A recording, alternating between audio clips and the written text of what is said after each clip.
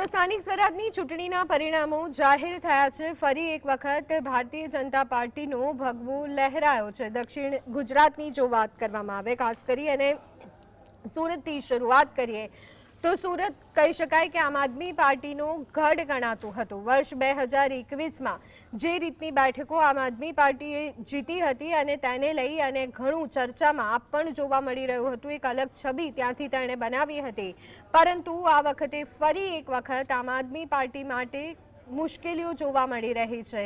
પહેલેથી જ બીજેપીએ ઘણું એડી ચોટીનું જોર લગાવ્યું છે, ત્યારે સમગ્ર ગુજરાતની સાથે સાથે દક્ષિણ ગુજરાતમાં કયા સમીકરણો સ્થાનિક સ્વરાજની ચૂંટણીમાં કામ કરી ગયા તે જાણવાનો પ્રયત્ન કરીશું, તેની પર ચર્ચા કરીશું। અને આ ચર્ચા માટે આપણી સાથે નરેશ વરિયા અને જીતેન્દ્ર પટેલ કે જેઓ બંને પોલિટિકલ એનાલિસ્ટ છે, બંનેનું સ્વાગત છે। સૌથી પહેલા આપણે જે ઓવરઓલ પરિણામો આવ્યા છે તેની પર ચર્ચા કરીએ તો કેવી રીતે જોઈ રહ્યા છો? જે રીતે આક્ષેપ પ્રત્યાક્ષેપ સાથે પક્ષ પલટો, અનેક ધાક ધમકીઓ, અનેક એવા કહી શકાય કે અભદ્ર નિવેદનો સામે આવ્યા, આક્ષેપો જોવા મળ્યા, આ બધાની વચ્ચે ચૂંટણી યોજાઈ અને હવે પરિણામો પણ ડિક્લેર થયા। એક વખત ગુજરાત પર નજર નાખી લઈએ તો આપને આ પરિણામો માટે શું કહેવું છે? કેવા લાગી રહ્યા આપને આ પરિણામ? ચોક્કસ, જો જીતા વો સિકંદર એ એક રાજકારણનો નિયમ છે। એટલે ભારતીય જનતા પાર્ટી જીતી છે, એને કેમ પ્રકારે કેવી રીતે જીતી છે એની ચોક્કસ સમીક્ષા થવી જોઈએ।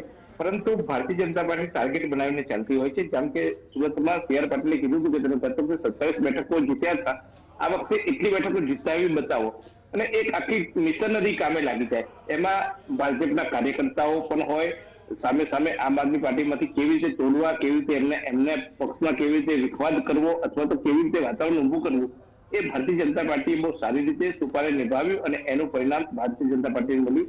ક્યાંક તંત્રનો ઉપયોગ કરવો પડે, એ ગેરઉપયોગ અથવા તો દુરુપયોગ એ આપણે બધાએ જોયું છે ક્યાંક કેવી રીતે શું ઉપયોગ થયો, પણ કોઈ પણ રીતે બુથ મેનેજમેન્ટ ત્યાં આખી ટીમ લાગી જાય કે આ વિસ્તાર આપણો નબળો છે, એને સમૃદ્ધ બનાવીએ, એને ભારતીય જનતા પાર્ટી તરફ બનાવીએ। અને એટલે આપ જોયા છો કે ગઈ વખતે 27 બેઠકોમાંથી જયારે ચૂંટણી બાદ એમાંથી કેટલાક લોકો ભારતીય જનતા પાર્ટીમાં જતા રહ્યા, કેટલાકની ટિકિટોમાં ડખો કરવામાં આવ્યો અને ક્યાંક કેવી રીતે ટિકિટો આપવી ફાળવવી એ અન્ય પક્ષને પણ કેવી રીતે એ તરફ ફેરવો કે હારી જાય એવા અથવા તો વિવાદવાળા ઉમેદવારોને આગળ લાવીને એના વિવાદને વધુ પકડવો, એટલે બધા જ પ્રકારોમાં ભારતીય જનતા પાર્ટી સફળ રહી છે। અને જે જીત્યા એટલે કે ભારતીય જનતા પાર્ટી કેવી રીતે જીતી એ હવે ચર્ચા કદાચ આપણે કરીએ, પણ મૂળ વાત છે કે જીત છે એ સ્વીકારવી પડે। સી આર પાટીલની સાથે સાથે આપ જોઈએ છે ત્યાં જૂથબંધી પણ હતી, ત્યાં ભારતીય જનતા પાર્ટી માટે અનેક પડકારો હતા। એ પડકારો વચ્ચે ઇવન કાર્યકર્તાઓ જયારે મતદારો પાસે જતા હતા ત્યારે કાર્યકર્તાઓને રોકવામાં આવતા હતા, કાર્યકર્તાઓનો વિરોધ કરવામાં આવતો હતો, કોઈને પ્રવેશ નહીં આપવા સુધીના પણ ઘટનાઓ બની હતી। તો તેમ છતાંય આજે ભારતીય જનતા પાર્ટી જીતી।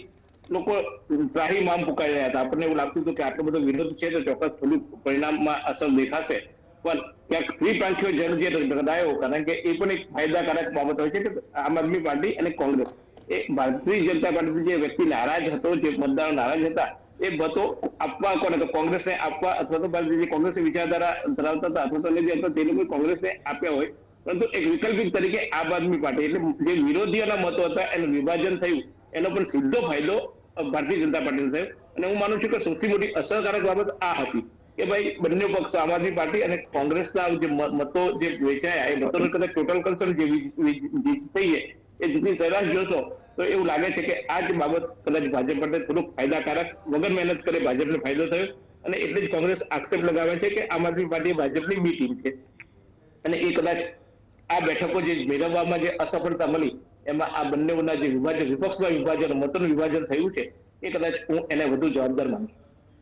જી બિલકુલ, ખાસ કરી અને સુરતની વાત કરીએ તો સુરતમાં આમ આદમી પાર્ટી માટે કેટલી મુશ્કેલીઓ વધી ગઈ, કારણ કે આપણે જોયું છે કે ઘણી ચૂંટણી કરવામાં આવી, ઘણી રેલીઓ કરવામાં આવી, ઘણા બધા ઝંઝાવતી પ્રચાર કરવામાં આવ્યા, ઈસુદાન ગઢવીથી લઈ ગોપાલ ઇટાલિયાથી લઈ તમામ લોકો ત્યાં પ્રચાર માટે ઉમટી પડ્યા હતા અને ત્યાં આ સ્થિતિમાં આપનું આવવું કેવી રીતે આને જોઈ રહ્યા છો અને હવે આપનું ભવિષ્ય એના માટે આપનું શું કહેવું છે? ઇનફેક્ટ સૌરાષ્ટ્રમાં કહી શકાય કે આમ આદમી પાર્ટીનું પરફોર્મન્સ સારું રહ્યું છે, પણ દક્ષિણ ગુજરાત કે જે ગઢ ગણાય આપનો, ત્યાં ડાઉન સ્થિતિમાં શું કહેશો? સૌરાષ્ટ્રમાં જે આમ આદમી પાર્ટીનું અત્યારે વર્ચસ્વ વધ્યું છે એમાં ગોપાલ ઇટાલિયાનો મુખ્ય ફાળો ગણાય છે. કારણ કે યશુદાનનો એક ફાળો છે, પણ ગોપાલ ઇટાલિયાનો ઉદય સુરતથી થયો હતો. સુરતથી એમના આમ આદમી પાર્ટીના ઉદય અને પાટીદાર આંદોલન વખતે જે એમની જે ભૂમિકાઓ ભજવી હતી, એટલે સુરત એમની આમ હોમપીચ કહેવાય. કારણ કે જે પણ આ હાર થઈ છે સુરતની, એનો કદાચ આમ આદમી પાર્ટી માટે કોઈ નિમિત્ત ગણવામાં આવશે તો ગોપાલ ઇટાલિયાને ગણવામાં આવશે. કારણ કે એ બંને ક્ષેત્રે સુરત અને એમના વિસ્તારમાં પણ એ એક્ટિવ હતા, સૌરાષ્ટ્રમાં એક્ટિવ હતા. એટલે સૌરાષ્ટ્રની જે બધી ઘટનાઓ આ વખતે બની હતી તેમાં કદાચ ગોપાલ ઇટાલિયા સુરતમાં ધ્યાન નહીં આપે, પરંતુ આમ આદમી માટે હવે સુરતના અસ્તિત્વ સામે પ્રશ્નાર્થ એટલા માટે છે કે જે આમ આદમી પાર્ટીનો બેઝ જે હતો સુરતનો, એ બધા ભારતીય જનતા પાર્ટીમાં જતા રહ્યા. એક જે ઉમેદવાર એટલે એક નેતા જે હતા અત્યારે એ પણ ચૂંટણી હારી ગયા. એટલે એક પ્રદેશના કક્ષાના જયારે નેતા ચૂંટણી હારી જાય એટલે કાર્યકર્તાઓનો અભાવ, ક્યાંક ફંડિંગનો ઇસ્યુ અથવા તો કોઈ જે કારણ હશે તે આમ આદમી પાર્ટીના હવે સુરતમાં ઊભું થવા માટે બીજા 5 વર્ષ વધુ મહેનત કરવી પડશે, લોકો વચ્ચે જવું પડશે. બીજી એક વસ્તુ એ હતું કે આમ આદમી પાર્ટીના જયારે પણ આપ તમે જુઓ ત્યારે પ્રચાર અથવા તો જે એના નેતાઓ છે એ આક્રમક હોય છે, અને સતત તમે એક જ વસ્તુનો વિરોધ કરો એટલે નકારાત્મકતાને જો આપ વધુ જયારે પ્રાધાન્ય આપો ત્યારે હકારાત્મક થાય છે. એટલે આમ આદમી પાર્ટી માટે જો આ જ પ્રકારે વિરોધ કરશે તો ત્યાં અંદર, કારણ કે એ પાર્ટી એક ક્રાંતિકારીઓના વિચારધારા પાર્ટી છે, એમાં જે પણ જોડાય છે એ ક્રાંતિકારી વિચારધારા છે, એટલે કોઈને સહનશક્તિ હોતી નથી. એટલે જે પક્ષ જે તૂટી રહ્યો છે અથવા પક્ષમાંથી જે વિખવાદ થવા માંડ્યો છે એ કદાચ આમ આદમી પાર્ટી માટે આત્મઘાતી પુરવાર થવાનો હોય એવું માનું છું. એટલે ભવિષ્યમાં આમ આદમી પાર્ટી જો સુધરે નહીં અને આ જે એક પોતાનો જે ઈગો અથવા તો પોતાનો જે અહમ છે અથવા તો પોતાની વિચારિક જે વાતો છે એને ઠોકી બેસાડવા માટે અને પક્ષમાં એ અંગે મજબૂરી કરવા માટે, તો પક્ષના નેતાને એ અંગે કામ કરાવવા માટે જે દબાણો ઉભા થાય છે, પછી ન થાય તો ખુલ્લેઆમ વિરોધ થાય છે, એની અસર કદાચ આમ આદમી પાર્ટીના આગામી ભવિષ્ય માટે છે. અને સાથે સાથે દિલ્હીમાં પણ આપ જુઓ છો જે રીતે 7 સાંસદો જતા રહ્યા, આ બધી અસરો ચોક્કસ આમ આદમી પાર્ટીના કાર્યકર્તાઓના એના મગજના વિચારમાં થાય છે. અત્યાર સુધી કોંગ્રેસ મત આપીને કોંગ્રેસ વાળા વેચાઈ જશે, પણ હવે આમ આદમી પાર્ટી વાળા પણ આ પ્રક્રિયા કરવા માંડ્યા છે. એટલે ચોક્કસ જનાધારનો પણ લોકોનો વિશ્વાસ કેળવવો પડશે, અને જો નહીં કેળવે તો આગામી દિવસમાં આમ આદમી પાર્ટી સુરત અને દક્ષિણ ગુજરાતમાં અસ્તિત્વ માટે પ્રશ્નાર્થ બનશે. જી બિલકુલ. તો ભાજપની વાત કરીએ તો શું ખરેખર દક્ષિણ ગુજરાતમાં કામો થયા છે, જનતા સંતુષ્ટ છે કે પછી પ્રજાએ હિસાબ નથી માંગ્યો અથવા તો હિસાબ માંગવાનું છોડી દીધું છે? કારણ કે સુરતમાં રત્ન કલાકારોની જે રીતની સ્થિતિ જોવા મળી રહી છે, બેરોજગારીનો જે એક મુદ્દો છે એ ઘણું ચર્ચામાં આપણને જોવા મળ્યું, તાપી રિવરલિંક જે પ્રોજેક્ટ છે તેને લઈને, પરંતુ આ બધાની વચ્ચે ફરી એકવાર બીજેપી પર વિશ્વાસ મૂકવામાં આવ્યો. આને આપ કેવી રીતના જોઈ રહ્યા છો? આમ આદમી પાર્ટી અથવા તો કોંગ્રેસના વિજય હાર કરતા ભાજપનો વિજય અત્યારે બહુ મહત્વનો વિજય જોઈશે. પ્રશ્ન પણ યોગ્ય છે, કારણ કે એટલા બધા વિરોધનો સુર હતો. CR પાટીલની હોમટાઉન, હર્ષ સંઘવીનું હોમટાઉન, અને આપ જોતા હતા કે એમના વિશે પણ આ વખતે અત્યાર સુધી જે નતું થયું એ બધું જ થયું. તેમ છતાં મતદારોએ એમના પર વિશ્વાસ મૂક્યો. એ વિશ્વાસ મૂકવાના કારણો કદાચ મેં કીધું તેમ કે એમની પાસે સબળ વિપક્ષ ન હતો, અને સાથે સાથે એક વિપક્ષ જે હતો એ વિપક્ષમાં વિભાજન હતું. આમ આદમી પાર્ટી અત્યારે કેટલા મતો મેળવ્યા કે કોંગ્રેસે કેટલા મતો મેળવ્યા એના કરતા ભાજપ કેટલી લીડથી જીતી છે એ જોવું બહુ મહત્વનું છે. ત્યારે જ આપણે આ બાબતે વધારે ચર્ચા કરી શકીશું, કારણ કે ભારતીય જનતા પાર્ટીના કમિટેડ મતદારો છે, એમને મતદાન કર્યું હોય, અને એક આમ જોયું છે એ લોકોએ ગલી ગલીમાં કાર્યકર્તાઓ બનાવ્યા હતા. CR પાટીલ જયારે પ્રદેશ પ્રમુખ હતા એટલે એમને ત્યાં કોઈ બાકી નથી રાખ્યું. એને કેમ પ્રકારે કોઈ પણ વ્યક્તિને ભાજપમાં જોડવા માટે, ભાજપને વિસ્તરણ કરવા માટે એમને એમના પ્રયોગો એમના વિસ્તારમાં કર્યા હતા. જૂથવાદ એમને ત્યાં બહુ હતો, અને જૂથવાદની ટિકિટોને પણ ઇસ્યુ હતો. તેમ છતાંય લોકોએ મત આપ્યા, અને એ મત આપ્યા છે તો કેમ આપ્યા એ ચોક્કસ અંદર ખાને ક્યાંક કોઈ રમત રમાઈ હોય એવી શંકા લોકો સેવી રહી છે. હું માનું છું કે ભારતીય જનતા પાર્ટીનું એક કમિટમેન્ટ હોય છે, એક મતદારો સાથે એક મતદારને તેઓ સંપર્કમાં રહેતા હોય છે, અને એક બુથ મેનેજમેન્ટ થી લઈને તે ભારતીય જનતા પાર્ટી જે પ્રેસ મેનેજમેન્ટ એટલા માટે મહત્વનું છે કે કઈ જગ્યાએ શું સંઘર્ષો છે, કઈ જગ્યાએ શું પડકારો છે, અને એને કેવી રીતે સોલ્વ કરવા, એમાં કોને કામે લગાવવા એની એક્સપર્ટ ટીમ હોય છે. અને એ ટીમ એટલે એક સફળ મેનેજમેન્ટને કારણે મતદાર નારાજ મતદારો પણ એમને મતદાન આપ્યા હોય, અથવા તો એક બીજી આશા જન્માવી હોય કે તમારી આ સમસ્યા છે, અમે આ સમસ્યાને સમજ્યું છે, અને આ સમસ્યાને આપ જુઓ તાપી રિવર પ્રોજેક્ટ લઈને એટલા બધા સમસ્યાના ઇસ્યુ હતા. ઇવન લોકોના સફાઈના ઇસ્યુ, પાણીના ઇસ્યુ, પણ તેમ છતાંય લોકોએ મતો આપ્યા, અને એ મતો આપ્યા એના કારણો મેં કીધું તેમ કે એ લોકો અંદરથી જે મેનેજમેન્ટ કરવાની એમની જે તાકાત છે અને સામે વિપક્ષોની એકતાનો અભાવ, એ બે ફાયદાઓને કારણે ભારતીય જનતા પાર્ટી ત્યાં અહીંયા જીતી છે. અને ભાજપનો અત્યારે જે ઉદય થયો છે એમાં વોટ શેર કેટલો થયો છે અત્યારે, કારણ કે અત્યારે આપણી પાસે ચોક્કસ આંકડા નથી. એટલે આ મુદ્દે આપણે ત્યારે ચર્ચા કરી શકીએ જ્યારે આપણી પાસે ચોક્કસ આંકડા આવી જાય કે કયા વોર્ડમાં, કયા વિસ્તારમાં જે સમસ્યાઓ હતી ત્યાં કયા પક્ષે કેટલા મતો મળ્યા અને ભારતીય જનતા પાર્ટીને કેટલા મતો મળ્યા, ગઈ વખતે કેટલા મતો એમાંથી ઓછા હતા. એ આપણે ત્યારે જોઈ શકીએ ને ત્યારે કદાચ આ અંગે ચોક્કસ આપણે ચર્ચા કરી શકીએ.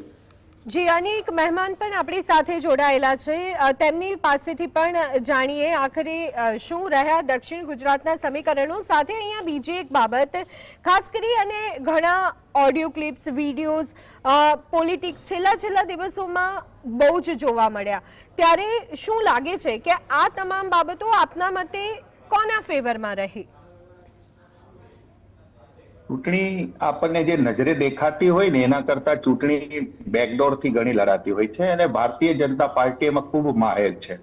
અને એ ધ્રુવીકરણ કઈ રીતે કરી શકાય એ આજકાલની, જ્યારથી ગુજરાતમાં 2002 ની ચૂંટણી હતી ત્યારથી એમણે એક હથકંડો અપનાવ્યો હતો અને એમાં એને સફળતા મળી છે. આ વખતે પણ ઓડિયો ક્લિપ વાયરલ થઈ. છેલ્લા દિવસોમાં આમ આદમી પાર્ટીના નામના લઘુમતી બહુ જે વિસ્તારો છે ત્યાં પોસ્ટર લગાડવામાં આવ્યા. બીજું, સુરતના અલથાણમાં એક જે ઘટના બની, એક દીકરીની એક મુસ્લિમ યુવક દ્વારા એની છેડતી કરવામાં આવી અને જે રીતે આખી ઘટના લોકટોળા એકઠા થયા અલથાણ પોલીસ મથક પર. બીજા દિવસે સરકારે એટલે પોલીસે ડેમેજ કંટ્રોલ કરતી એ વ્યક્તિનું સરઘસ કાઢ્યું અને એને જાહેરમાં પોલીસે માર્યા. આવી બધી બાબતો છેલ્લી ઘડીના જે પણ કઈ તમારા એના કમિટેડ વોટર્સ હોય છે એ લોકોને ફરી પાછા જાળવી રાખવા માટે એને માટે ખૂબ જ કારગર નીવડતા હોય છે. એ આ માત્ર એક આનો લાભ એને માત્ર સુરત પૂરતો નહીં, ગુજરાતમાં, આખા ગુજરાતમાં મળ્યો છે. અને ભારતીય જનતા પાર્ટી કોઈ પણ પગલું લે તો એની પાછળની એક લાંબી વ્યૂહરચના હોય છે. કોંગ્રેસની એક છાપ બનાવી દીધી છે કે લઘુમતી પાર્ટી છે. વડાપ્રધાન પોતે પણ બધી સભાઓમાં એને મુસ્લિમ લીગ જેવું નામ આપે છે. પૂર્વોત્તરમાં આપણે પ્રચાર પાછળ, એમ ગુજરાતમાં પણ એની છાપ એ પ્રકારની ઊભી કરવામાં આવી છે અને એના કારણે કોંગ્રેસને ખૂબ મોટું નુકસાન થયું છે. કોંગ્રેસ એ છાપને ગમે એટલું કરે પણ એને બદલી શકતી નથી.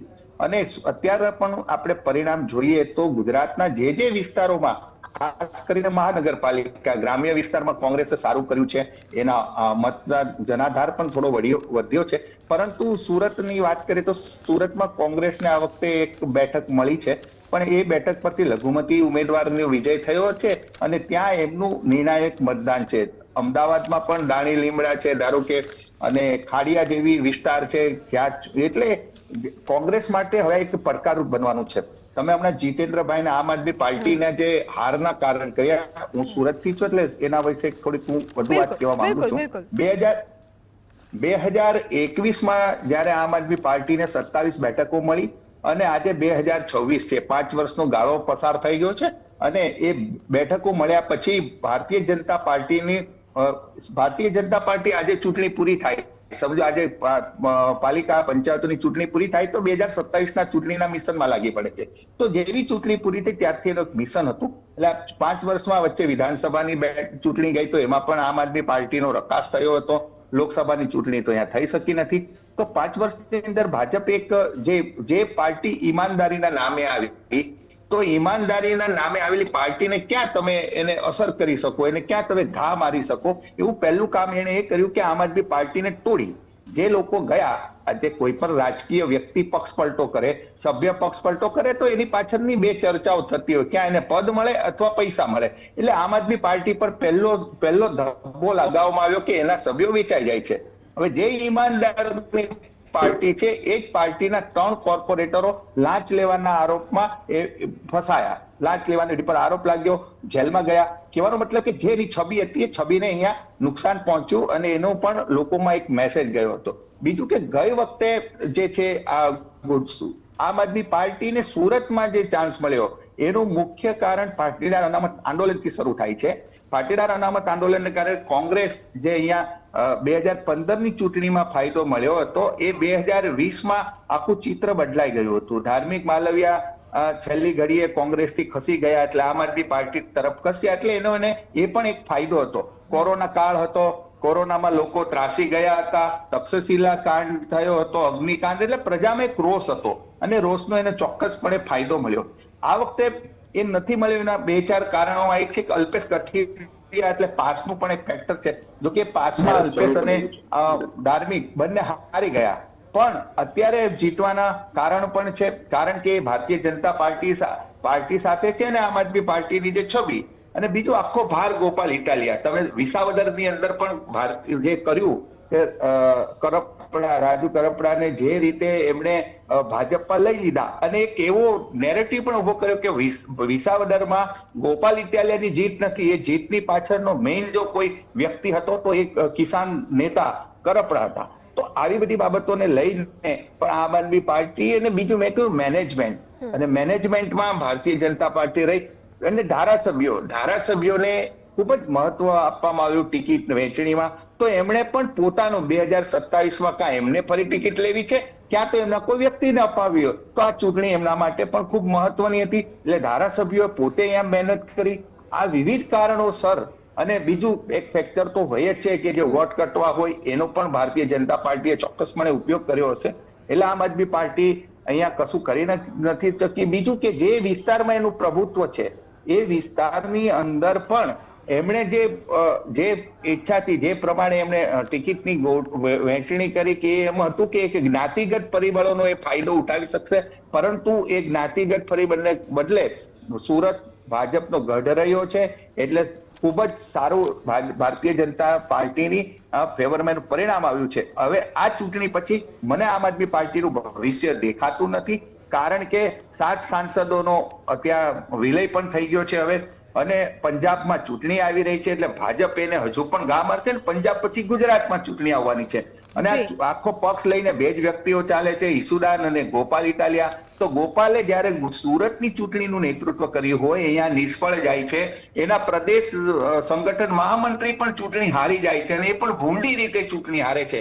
એનો અર્થ એ છે કે તમારી પાસે જે પણ કંઈ જે દેખાતું હતું એ દેખાવામાં એને મતમાં પરિવર્તિત કરવાની તમારી પાસે જે ગ્રાસ રૂટ પર જે પણ તમારી પાસે આયોજન જોઈએ, જે નેટવર્ક જોઈએ, એ આમ આદમી પાર્ટી પાસે પણ એ નેટવર્ક રહ્યું નથી. એટલે છબીનો પડકાર આવશે. અને બીજું કે મેં ભ્રષ્ટાચારની વાત કરી, તો જે લોકો ભ્રષ્ટાચારમાં જેલમાં ગયા, અરવિંદ કેજરીવાલ હોય, મનીષ સિસોદિયા હોય કે સંજયસિંહ, એ 3 જ નેતાઓ અહીંયા પ્રચાર કરવા આવે છે. તો ભાજપનું જે પોતાનું સોશિયલ મીડિયા નેટવર્ક છે, વોટ્સએપ છે, કે જેને તમે ટ્રોલ આર્મી કહો કે ગમે તે કહો, એ પ્રજા માનસ સુધી આ વસ્તુ બેસાડવામાં સફળ નીવડે છે. એટલે સુરત જેવા શહેરમાં આમ આદમી પાર્ટી કે એક લોકોને આશા અપેક્ષા હતી કે કદાચ વિપક્ષ હોય તો અહીંયા ફરી પાછી એ જ પરિસ્થિતિ સર્જાય છે. માત્ર 4 સભ્યો જીત્યા છે, કોંગ્રેસના 1 જીત્યા. જી જી. બીજી એક વાત નરેશભાઈ, ભરૂચ વોર્ડ નંબર 10માં AIMIM 2 બેઠકો જીતી છે કોંગ્રેસ પાસેથી આંચકીને. એટલે એક તો કોંગ્રેસની દક્ષિણ ગુજરાતમાં સ્થિતિ, અને બીજી બાજુ જે રીતે AIMIM ની એન્ટ્રી થઈ છે, આને આપ કેવી રીતના જોઈ રહ્યા છો? AIM એટલે આ પાર્ટી વિશે સૌ કોઈના મનમાં એક ખ્યાલ એવો છે કે ભારતીય જનતા પાર્ટી માટે કામ કરતી પાર્ટી છે. હવે ભરૂચની અંદર જે જીત થઈ છે, આમ તો કોંગ્રેસ પર મુસ્લિમોને વિશ્વાસ નથી એવું એક ઘણા વખતથી એક મેસેજ ચાલતો રહ્યો છે.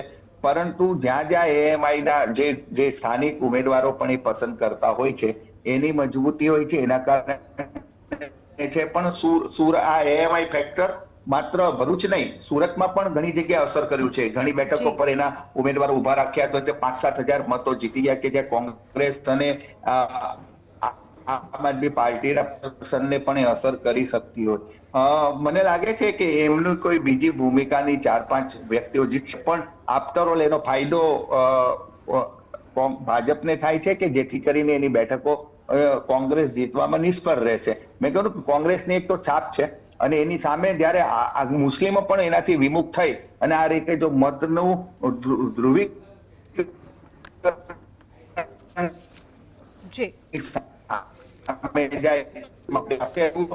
વાળો વિસ્તાર છે, અને ખાસ પણ ત્યાં થોડા સક્રિય છે. એટલે જે કોંગ્રેસ પોતાના નેતાને કઈ રીતે રિવાઇવ કરી શકાય, તો મને લાગે ભરૂચ જેવા શહેરમાં એને ફરી પાછી સ્થિતિ સારી કરવામાં તક મળે ખરી. જી બિલકુલ, આભાર નરેશભાઈ. જીતેન્દ્રભાઈ GSTV સાથે